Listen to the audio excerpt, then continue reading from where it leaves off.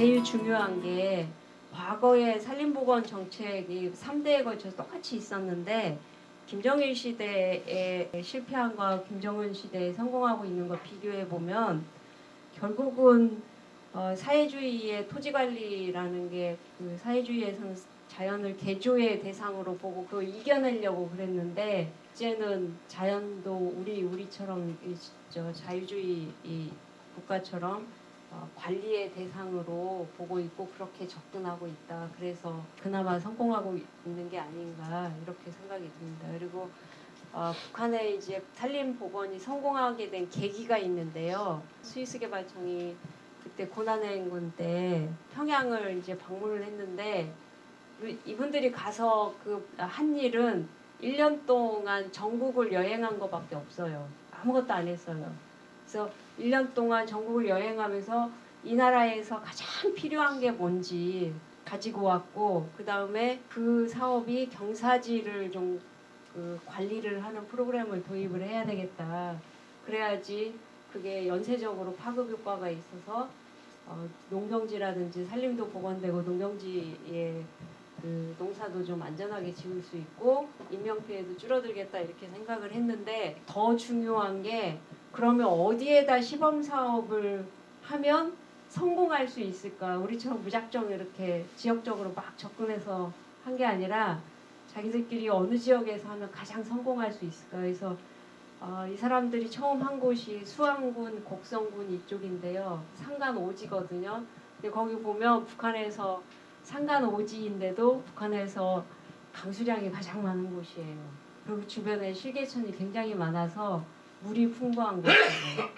그렇게 해서 95년도에 북한에 들어갔는데 2015년도에 산림법이 12번에 걸쳐서 이렇게 개정이 되고 그 다음에 김정은 위원장이 신년사에서 산림복원 10년 계획을 이렇게 선포하고 그랬으면 10년 만에 시범사업을 벌인 10년 만에 이 북한의 산림 정책을 바꾸어 놓았다.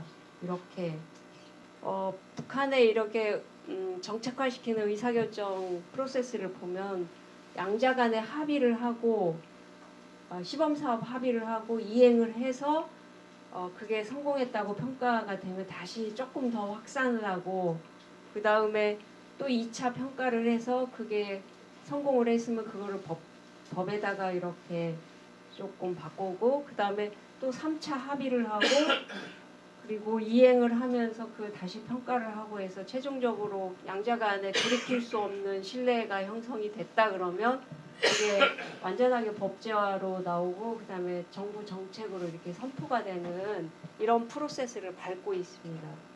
유기농 단지도 지금 산림복원에 들어가 있죠.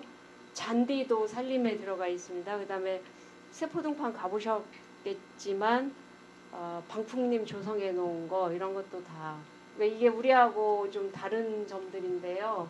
그러니까 이거는 일부는 우리나라 산림청에서 담당할 수 있지만 결국은 일부는 보면 농림수산부 정도가 나서야 산림사업도 이렇게 협력이 되지 산림청만 나서갖고는 지금 아무것도 못하는 이런 상황들이 적어도 그 농림축산식품부 이 정도에서 이렇게 만들어지기를 바랬는데 왜 그랬는지 모르겠는데 우리 청와대가 주도하면서 그냥 산림청으로 이렇게 해서 만들어 버렸습니다.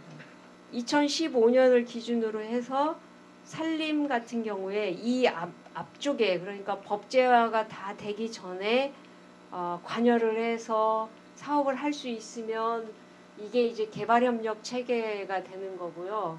결국은 북한에서 막 떠들고 나서 그 이후에 우리가 간섭을 하려고 보면 결국은 물자 지원밖에 안 되는 수령국가이기 때문에 여기에다가 우리가 산림 개발협력 해야 된다 이런 얘기는 택도 없는 얘기가 되는 거예요. 이런 방식이기 때문에 인공위성 영상관리 위기에 산림청에서 올해 이제 실제로 데이터도 22만 헥타르가 그러니까 황폐율이 감소한 걸로 이렇게 나왔어요. 근데 남북 간의 이 수치가 차이 나는 거는 우리는 경사지면 무조건 우리도 사실 잘 안 되거든요. 유독 우리도 안 되는데 북한에다만 경사 8.5도 이상을 적용을 해서 니네는 284만 헥타르가 황폐돼 있다 이렇게 말하는 거하고, 그러니까 자기들이 우리는 15도까지는 농경지야, 협동농장에서 관리를 해, 15도 이상만 산지야, 이렇게 해서 184만 헥타르만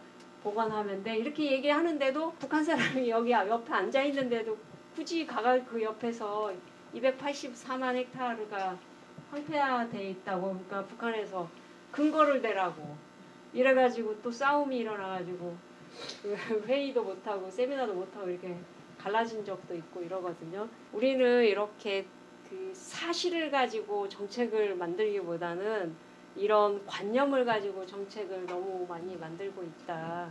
이거부터 빨리 탈피하지 않으면 남북협력도 사실 굉장히 별로 희망적이지 못하다. 단지 믿을 거는 다자협력에 입구로 들어가서 언젠가는 양자협력이 되겠지. 바램을 한번 가져보는 것뿐이고요. 이제 비핵화 수령에 빠져가지고 이렇게 있는 이 기간에도 사실 OECD DAC 국가들 혹은 BDAC 국가들 이렇게 해서 생각보다 많은 여러 나라들이 북한하고 관계를 유지를 하고 있고요.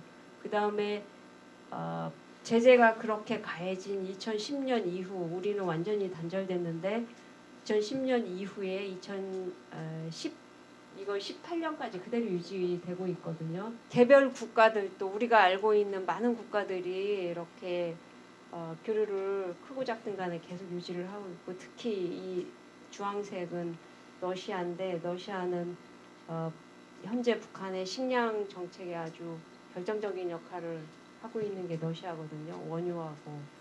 그리고 이제 우리 남한의 대북 협력을 이렇게 보면 엄청 많은 것 같지만 거의 다 000 뭐 이렇게 연도가 지남에 따라서 숫자가 이렇게 채워지는 게 아니라 계속 000 이렇게 해서 14, 17, 18년도 12월까지 다 0으로 이렇게 표시가 돼 있는 걸 볼 수 있습니다.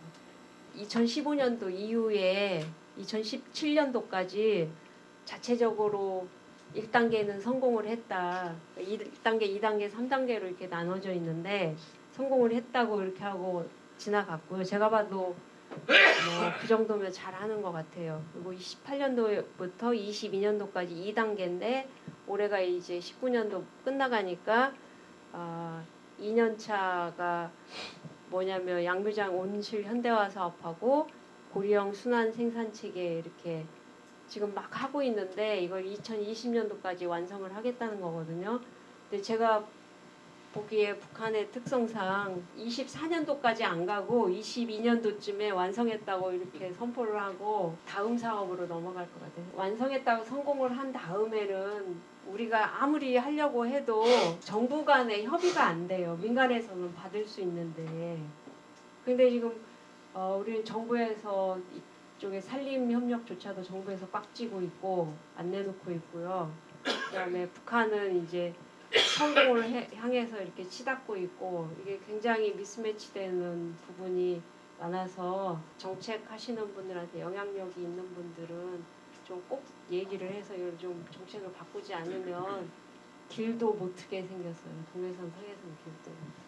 다른 나라의 그 북한의 대외협력 프로세스를 보면 어쨌든 인도 지원의 입구로 이렇게 물자 지원이든 인도 지원이 식량 지원이든 인도 지원의 입구로 들어가서 그게 개발 협력이 이루어지고 북한의 어떤 작은 부분의 정책을 바꿀 때까지 한 10년 정도의 끝없이 지원이 이렇게 이루어지거든요. 주는 것도 없이 막 퍼주기 막 이런 논란부터 먼저 우려하고 그러는데 제가 보기에 우리는 신이 아니자 인간이잖아요. 신 같으면 어떤 그릇에 하늘에서 이렇게 내려다보면서 저기 얼마나 채워져 있는지 뭐가 있는지 이렇게 알 수 있지만 우리 인간이기 때문에 이렇게 수평적인 눈으로 보면 많이 퍼담고 흘러 넘쳐야지 그게 보이지 안 보이는 거잖아요. 퍼주기 논란이 아니라 퍼주자 담론으로 이렇게 좀 바꿔서 배고플 때 밥 한 그릇 주고 물이 필요할 때 물 한 모금 주는 게 뭐가 그렇게 어려운 일은 아닌 것 같아요. 산림 협력이 기왕에 이렇게 협의된 게 있으니까 그걸 입구로 해서 남북 간에 직접 트는 계기를 좀 빨리 만들 수 있었으면 좋겠습니다.